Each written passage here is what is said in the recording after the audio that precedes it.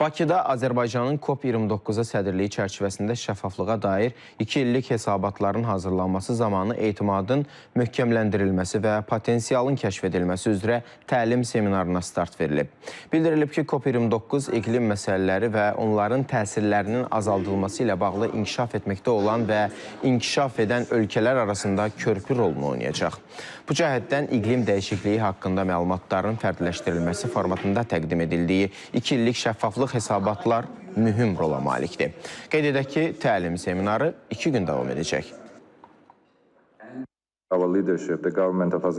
COP29-a ev sahibliyi edən ölkə kimi Azərbaycan bu əhəmiyyətli tədbirin məsuliyyətini başa düşür. COP29 qlobal səviyyədə əməkdaşlıq və dialoqu təşviq edir. İqlim məsələləri və onların təsirlərinin azaldılması ilə bağlı inkişaf etməkdə olan və inkişaf edən ölkələr arasında körpü rolunu oynayacaq. Biz iqlim hədəflərinə nail olmaq üçün resurslarımızı səfərbər etməliyik. Azərbaycan COP29-un ev sahibi olaraq liderliyini nümayiş etdirmək üçün şəffaf şəkildə hesabatlar hazırlayır. Bu təlim bu istiqamətdə atılan ilk addımdır. Biz ilk hesabatı bu ilin sonuna qədər təqdim edəcəyik. Bu hesabatlar iqlim məsələləri ilə bağlı qərar vermə prosesində çox vacib rol oynayır. Hesabat boşluqları aşkar edir və təcili addımların atılması prosesini sürətləndirir. Hesabatın hazırlanması qarşılıqlı məsuliyyət hissini və əməkdaşlıq ruhunu gücləndirir.